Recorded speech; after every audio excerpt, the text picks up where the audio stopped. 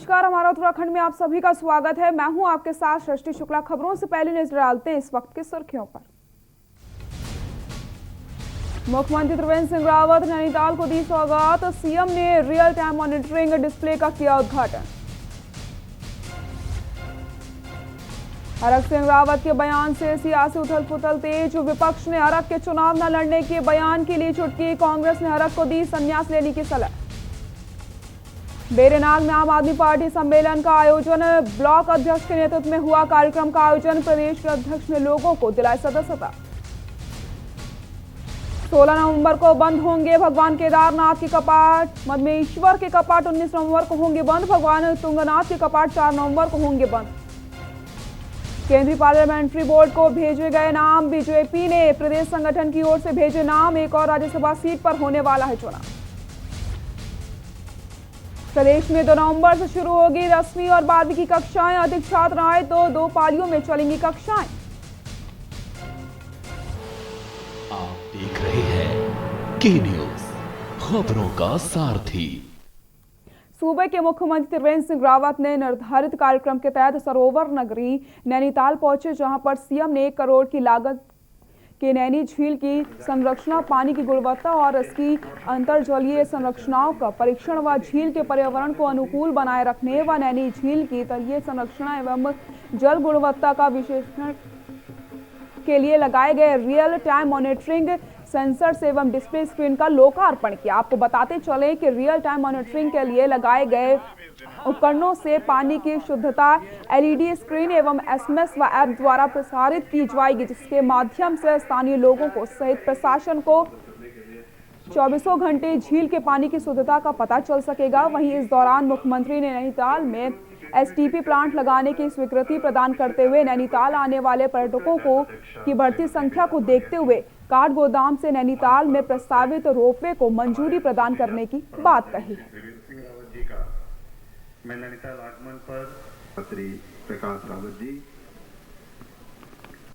पहला शहर और एक पहली झील है जिसमें आर्टिफिशियल इंटेलिजेंस के माध्यम से यहाँ की जैव विविधता पर नज़र रखी जाएगी और यहाँ की जैव विविधता को संरक्षित करने के लिए आखिर किस तरह के परिवर्तन इसमें आ रहे हैं और उसके लिए क्या करने की आवश्यकता है, तो उसमें सुविधा होगी और तमाम जो पर्यटक दुनिया भर से नैनीताल में आते हैं उनको भी इससे एक सुखद अनुभूति होगी। कांग्रेस प्रदेश प्रभारी देवेंद्र यादव आगामी 27 अक्टूबर से उत्तराखंड के 3 दिवसीय दौरे पर रवाना होंगे। इस दौरान देवेंद्र यादव की अध्यक्षता में प्रदेश अध्यक्ष प्रीतम सिंह, नेता प्रतिपक्ष इंदिरा हृदयेश, पूर्व सीएम हरीश रावत समेत अन्य पदाधिकारियों के साथ बैठक होगी। तो वहीं दूसरी ओर कांग्रेस प्रदेश अध्यक्ष प्रीतम सिंह ने कई मुद्दों को लेकर के सरकार पर निशाना साधा है। किन मुद्दों को लेकर के कांग्रेस ने सरकार को आड़े हाथ लिया, इसी को लेकर के न्यूज इंडिया संवाददाता अशोक कुमार ने कांग्रेस प्रदेश अध्यक्ष प्रीतम सिंह से खास बातचीत करी।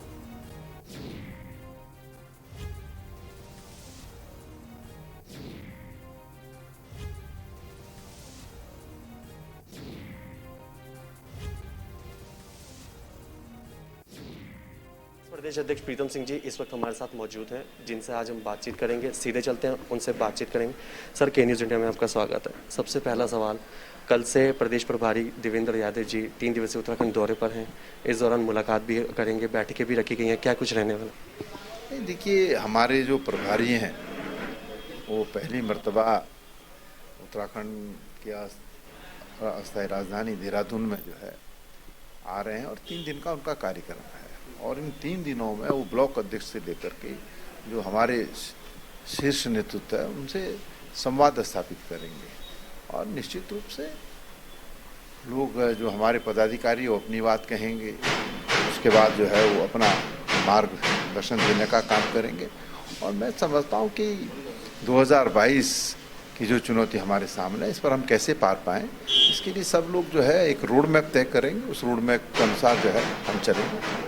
अध्यक्ष जी, इसके अलावा कल से भाजपा भी प्रदेशव्यापी मंडलों का प्रशिक्षण करने जा रही है। आप किस तरह से देखते हैं? सभी 20,000 कार्यकर्ताओं का प्रशिक्षण वो करेगी यहाँ पर, आप किस तरह से इसको देखते हैं? देखिए, भारतीय जनता पार्टी का अपना मामला है, वो क्या करते हैं क्या नहीं करते हैं, लेकिन आज जो प्रश्न पूछा जाएगा वो तो सत्ता में बैठे हुए लोगों से पूछा जाएगा।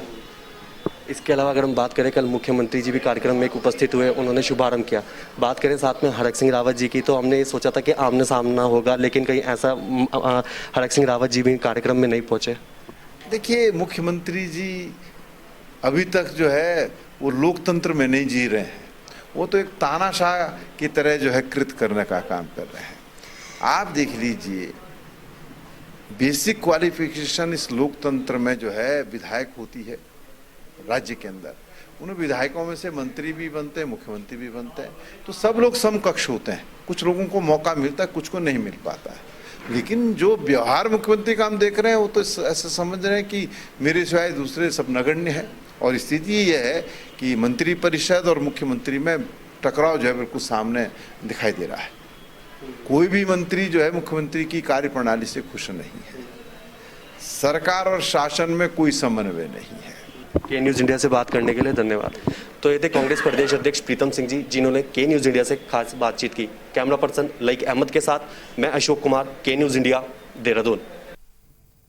बेरीनाग में आम आदमी पार्टी के एक सम्मेलन का आयोजन किया गया, जिसमें कांग्रेस के गढ़ाई मंचल के ब्लॉक अध्यक्ष राजेंद्र बोरा के नेतृत्व में सैकड़ों लोगों को आम आदमी पार्टी के प्रदेश अध्यक्ष एसएस कलैर ने सदस्यता दिलवाई है। इस दौरान एसएस कलैर ने कहा कि प्रदेश को 20 वर्षों में भाजपा और कांग्रेस के द्वारा ठगने का काम किया जा रहा था।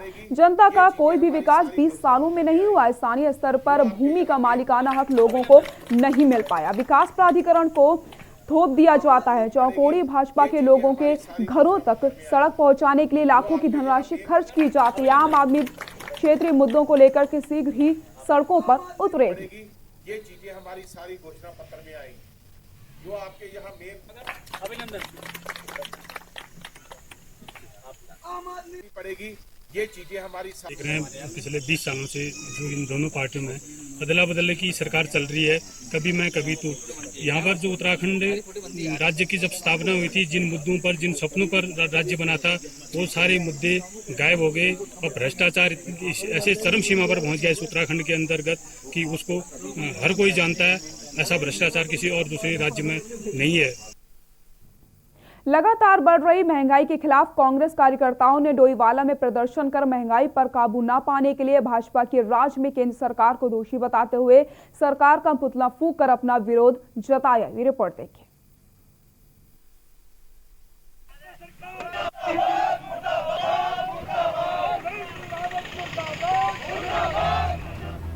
त्योहार के चलते बाजार में आलू प्याज के दाम आसमान छू रहे हैं, तो वहीं अन्य सब्जियां भी महंगी हो रही हैं तथा अन्य चीजों की भी महंगाई बढ़ रही है। लेकिन सरकार सब कुछ जानकर भी अनजान बनी हुई है।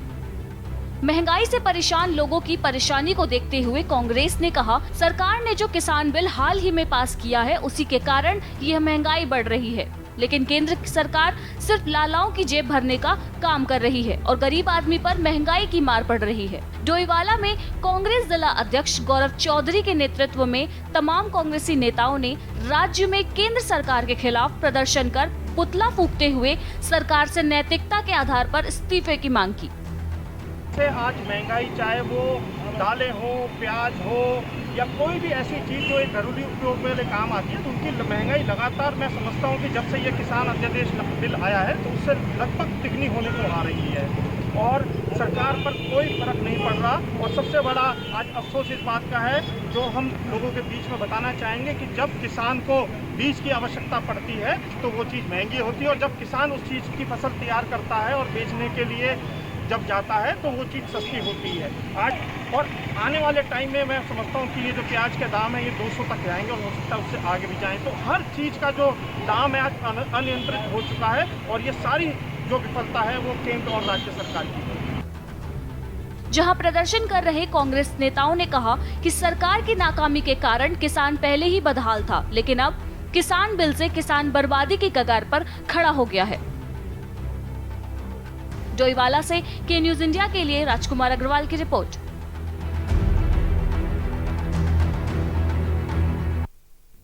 खबर देहरादून से, जहां पर रायपुर विधानसभा क्षेत्र में नए आयुष हॉस्पिटल और वेलनेस सेंटर का शुभारंभ किया गया है। कार्यक्रम में मुख्यमंत्री त्रिवेंद्र सिंह रावत ने मुख्य अतिथि के रूप में शिरकत करी।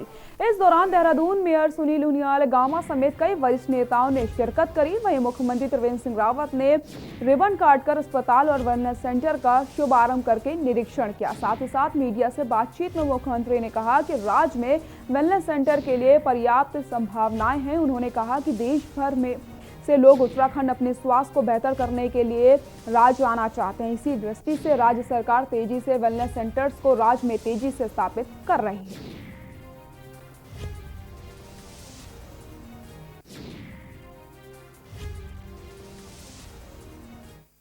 राज्य में वेलनेस सेंटर्स के लिए पर्याप्त संभावनाएं हैं और देश भर के लोग चाहते हैं कि उत्तराखंड में वो अपने स्वास्थ्य के लिए आना चाहते हैं। दुनिया के लोग जिस तरह से ऋषिकेश में योग के लिए आते हैं, स्वर्गाश्रम में मुनि की रेती लक्ष्मण झूला क्षेत्र में, ऐसे ही लोग हिमालय की इन पहाड़ियों में आना चाहते हैं, क्योंकि आयुष विज्ञान में और आयुर्वेद में माना गया और हमारे ऋषि मुनियों ने कहा है कि औषधीय दृष्टि से हिमालय की जो जड़ी बूटियां हैं वो सर्वोपयोगी हैं और हमारे राज्य में जो लगभग जो जैव विविधता है।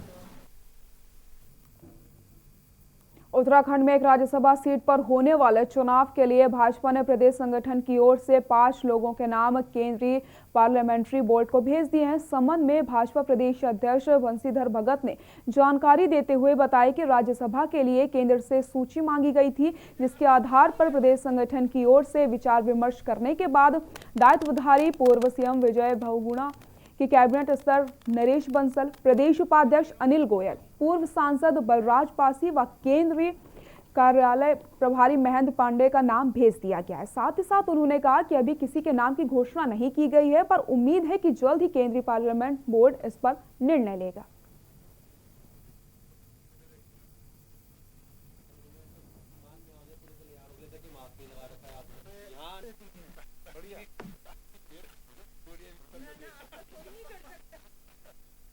पैराशूटर किसको कहते हैं? जो उत्तराखंड से बाहर आए या हिंदुस्तान के ही लोग होते हो?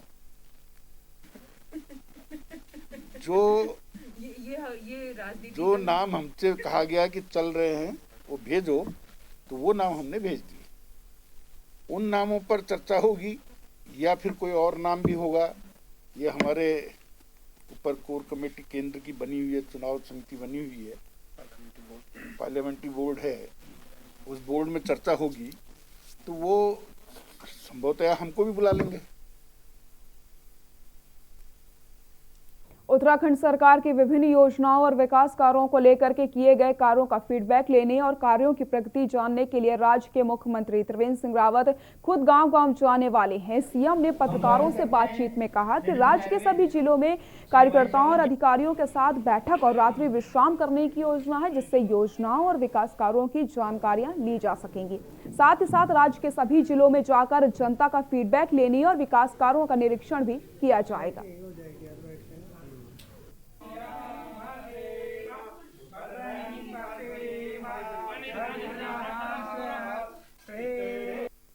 स्वागत और अभिनंदन हम स्वागत करते हैं। नहीं, मैंने सभी जनपदों में एक शुरुआत की है,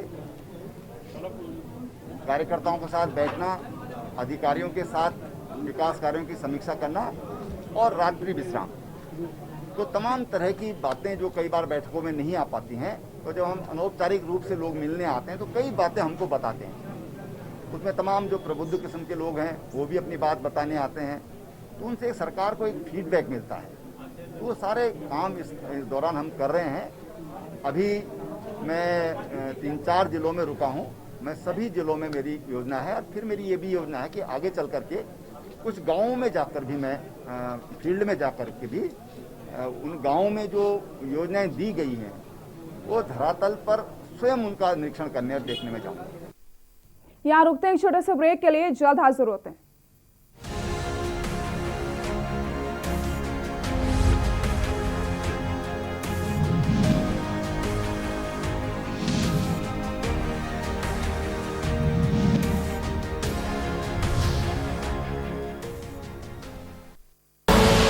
आप देख रहे हैं के न्यूज, खबरों का सारथी।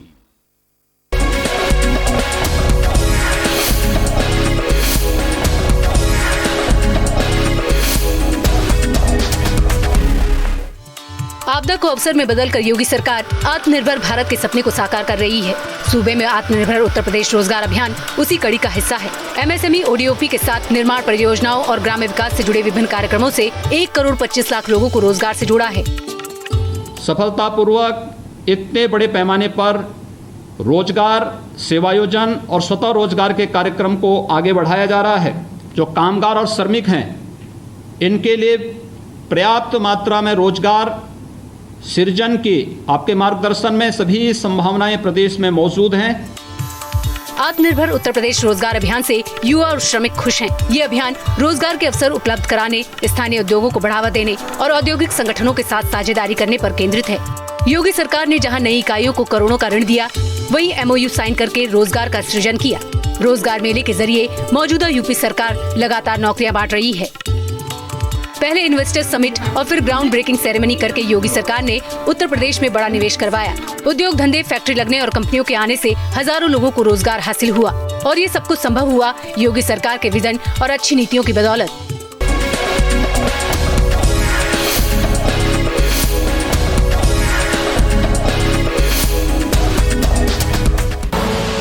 आप देख रहे हैं के न्यूज, खबरों का सारथी।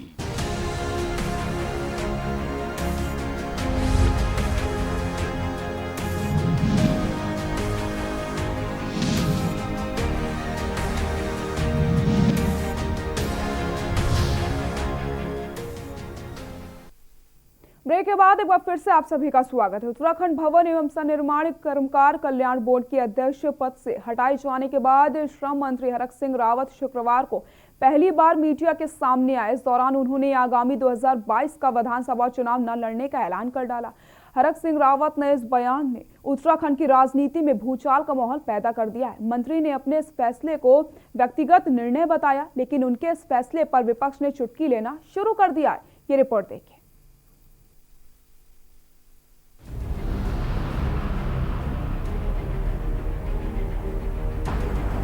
2022 में चुनाव एमएलए का।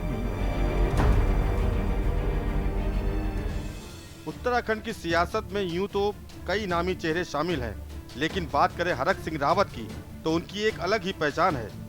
लेकिन हरक सिंह रावत ने मीडिया से बातचीत में अचानक चुनाव न लड़ने का ऐलान कर दिया। अब उन्होंने बयान दिया है तो जाहिर सी बात है कि इसके पीछे जरूर कोई बड़ी वजह रही होगी। वहीं हरक सिंह रावत के इस बयान से भाजपा में उथल पुथल का दौर शुरू हो गया है, जिसको लेकर प्रदेश की भाजपा सरकार का कहना है कि हरक सिंह रावत का निजी फैसला है। वे 2022 के चुनाव नहीं लड़ेंगे, लेकिन उन्होंने राजनीति से संन्यास लेने का निर्णय नहीं लिया है और न ही भाजपा का साथ छोड़ने के बारे में सोचा है। मैंने व्यक्तिगत रूप से निर्णय लिया कि मैं 2022 में चुनाव एमएलए का नहीं लड़ूंगा और मैं पार्टी हाईकमान के सामने भी, मैंने महामंत्री संगठन अजय जी को भी और पार्टी हाईकमान के सभी लोगों को कहा है कि मैं पार्टी 2022 का चुनाव नहीं लड़ना चाहता हूं। बात नाराजगी की नहीं है। उन्होंने ये कहा कि नई पीढ़ी को भी स्थान देना मिलना चाहिए, इसलिए मैं नहीं लड़ूंगा। अब ये कह दिया उन्होंने, लेकिन साथ में पीछे ये कहा कि मैं पार्टी का अनुशासित सिपाही हूँ, जो भी पार्टी निर्देश करेगी वो करूंगा। अब पार्टी से अभी बात नहीं हुई है, न तो मुझसे हुई, न मुख्यमंत्री जी से हुई, न संगठन मंत्री जी से हुई। अब बात होगी तो विषय समझ में आएगा। कोई ऐसी कोई बात होगी जिसके कारण कोई नाराजगी की बात हो तो फिर उसको समझ लिया जाएगा। भाजपा 2022 के चुनाव की तैयारी में जुटी है। हरक सिंह रावत ने अपनी अब तक की सियासी पारी में जिस भी विधानसभा से ताल ठोकी उसे ही अपना बना लिया। हरक के चुनाव नहीं लड़ने के ऐलान से कितना फर्क पड़ेगा ये तो आने वाला वक्त ही बताएगा। लेकिन बात करें विपक्ष की तो हरक सिंह रावत के इस बयान से साफ तौर पर विपक्ष चुटकी लेता नजर आ रहा है, जिसको लेकर कांग्रेस पार्टी का कहना है कि हरक सिंह रावत के इस बयान को ज्यादा संवेदनशीलता के साथ नहीं लेना चाहिए। पार्टी का कहना है अगर हरक सिंह रावत का राजनीति से इतना ही मन उठ गया है तो उन्हें संन्यास ले लेना चाहिए। ये पॉलिटिक्स में बयानबाजी चलती रहती है। हम भी तो बयान दे रहे हैं।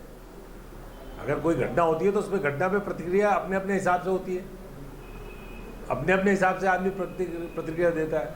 तो प्रतिक्रिया इंदिरा जी की हो, मेरी प्रतिक्रिया तो ये है कि जो सज्जन कह रहे हैं मैं चुनाव नहीं लड़ूंगा 2022 में, उन सज्जन ने गंगा जल हाथ में लेके कसम भी तो खाई थी कि धारी देवी की कसम, गंगा मैया की कसम, मुख्यमंत्री की शपथ लूंगा, नहीं तो शपथ ही नहीं लूंगा, और उसके बाद शपथ ली कि नहीं ली।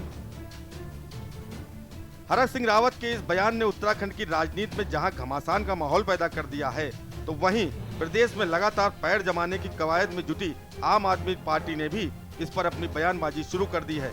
आपका कहना है कि हरक सिंह रावत सियासत के माहिर खिलाड़ी हैं, ऐसे में वह इतनी आसानी से और यूं ही चुनाव न लड़ने का ऐलान कैसे कर सकते हैं। हालांकि असल बात के लिए कुछ दिन का इंतजार और करना होगा, लेकिन इतना तय है कि हरक के जाने के बाद भाजपा सरकार को बड़ा झटका लगने वाला है। देखिए, ऐसा है कि बीजेपी का जो अंदरूनी कलह है उसकी अब परतें खुलने लगी हैं। जिस प्रकार बीजेपी में मुख्यमंत्री और विधायकों और मंत्रियों में आपस में समन्वय नहीं है, वो साफ दिखाई दे रहा है। अभी पूर्व में बीजेपी के एक मंत्री को पद से हटाया गया है, जिसके चलते वो नाराज हैं, और इस नाराजगी के चलते उन्होंने आज ये कहा है कि वो चुनाव नहीं लड़ना चाहते। तो कहीं ना कहीं ये बीजेपी की अंदरूनी कलह को साफ दिखाई दे रही है। हरक सिंह रावत के बयान को लेकर तर्क वितर्क का दौर चलने लगा है और बयानबाजी सामने आने लगी है। अब देखना यह है कि हरक सिंह रावत के इस बयान के बाद विपक्ष और क्या रणनीति अख्तियार करता है। देहरादून से के न्यूज इंडिया के लिए अशोक कुमार की रिपोर्ट। कोविड-19 के चलते सितारगंज फार्मर में बड़ी धूमधाम से मनाए जाने वाला विजयदशमी का पर्व इस बार इतने समान ही रूप से मनाया गया। हर साल विजयदशमी के पर्व पर रावण, मेघनाथ, कुंभकर्ण तीनों की ऊंचे पुतले बनाकर उनका दहन किया जाता था, लेकिन इस वर्ष सिर्फ रावण का ही पुतला, जिसकी ऊंचाई लगभग सिर्फ 12 फीट के आसपास ही रही होगी। वहीं कोविड-19 की गाइडलाइंस को ध्यान में रखते हुए रामलीला परिषद सितारगंज में ज्यादा भीड़ भी इकट्ठा नहीं हुई। आपको बताते चले, यहाँ कम ही संख्या में लोग राम लखन पहुंचे और निश्चित समय पर ही रावण के पुतले का दहन कर दिया गया।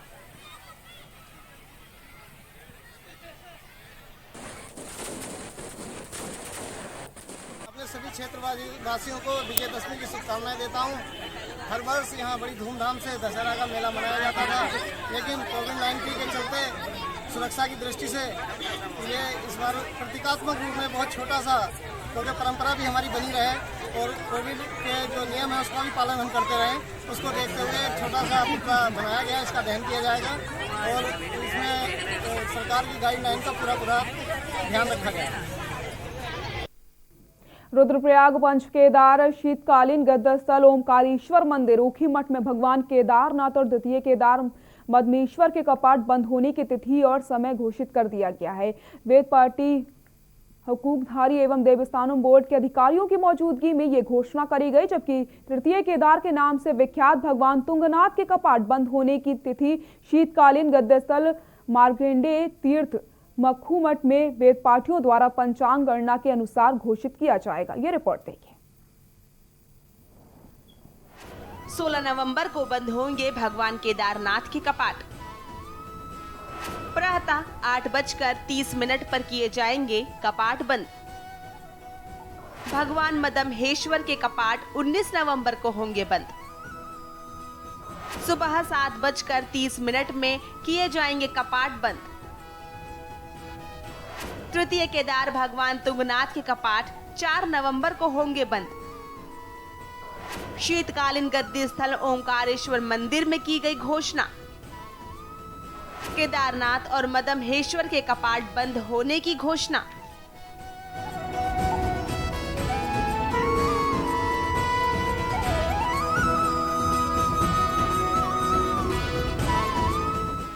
हर साल विजयादशमी के पर्व पर भगवान केदारनाथ, द्वितीय केदार मदमहेश्वर व तृतीय केदार भगवान तुंगनाथ के कपाट बंद होने की तिथि और समय निर्धारित की जाती है। वेद पाठी, हकूकधारी और देवस्थानम बोर्ड के अधिकारी व कर्मचारियों की मौजूदगी में लगनानुसार यह तय किया जाता है। आज विजयादशमी के पावन पर्व पर भगवान केदारनाथ के शीतकालीन गद्दी स्थल ओंकारेश्वर मंदिर में कपाट बंद होने की तिथि और समय निर्धारित की गई। भगवान केदारनाथ के कपाट 16 नवंबर को भैया दूज के पर्व पर प्रातः 8:30 पर श्रद्धालुओं के लिए बंद कर दिए जाएंगे। डोली प्रथम रात्रि प्रवास के लिए रामपुर पहुंचेगी और डोली का दूसरा रात्रि प्रवास गुप्त काशी में होगी। 18 नवंबर को डोली शीतकालीन गद्दी स्थल पहुंचेगी। यहाँ पर पहले से मौजूद भक्त डोली का स्वागत करेंगे। द्वितीय केदार भगवान मदमहेश्वर के कपाट 19 नवंबर को कपाट प्रातः 7:30 पर बंद कर दिए जाएंगे। डोली प्रथम रात्रि प्रवास गोंडार में होगा। 20 को डोली रांसी, 21 को गिरिया और 22 को डोली ओखीमठ पहुंचेगी और उसी दिन एक दिवसीय मेले का आयोजन किया जाएगा। इस वर्ष भगवान केदारनाथ जी के कपाट शीतकाल के लिए 16 नवंबर को बंद किए जा रहे हैं। भगवान जी की अब उत्सव चल विग्रह डोली अपने प्रथम पड़ाव में पहले रामपुर आएगी और द्वितीय पड़ाव में भगवान जी की उत्सव डोली गुप्त काशी और तृतीय पड़ाव में भगवान जी की उत्सव डोली अपने शीतकालीन गद्दी स्थल श्री ओंकारेश्वर मंदिर ऊखीमठ में विराजमान होंगी। इसी तरह भगवान अपने सभी भक्तों को आशीष देते हुए यहाँ पे अपने शीतकालीन गद्दी स्थल ऊखीमठ में विराजमान होंगे। इससे पहले यह मेला 3 दिवसीय हुआ करता था, मगर इस वर्ष कोरोना महामारी के कारण मेले को 1 दिवसीय किया गया है। तृतीय केदार के नाम से विख्यात भगवान तुंगनाथ के कपाट बंद होने की तिथि शीतकालीन गद्दी स्थल मार्केंडेय तीर्थ मक्कू मठ में वेद पाठियों द्वारा पंचांग गणना के अनुसार घोषित की गई। भगवान तुंगनाथ के कपाट 4 नवंबर 11:30 पर आम श्रद्धालुओं के लिए बंद कर दिए जाएंगे। रुद्रप्रयाग से के न्यूज के लिए रोहित डिमरी की रिपोर्ट।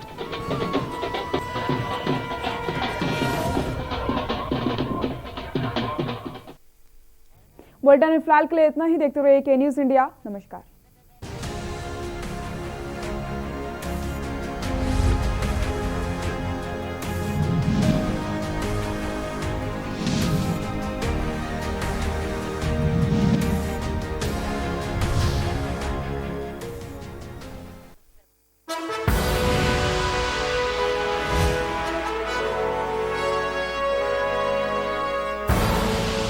आप देख रहे हैं के न्यूज, खबरों का सारथी।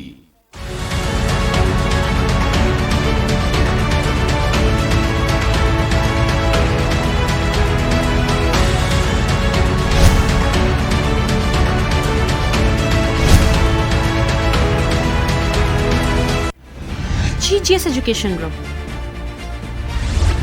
launches 20% discount on academic fee of courses MBA, BBA, BCA, BFSI and GM, D Pharma, B Pharma. Offers best infrastructure, best transport facility, best academic service and best placement service. Register today to avail 20% discount.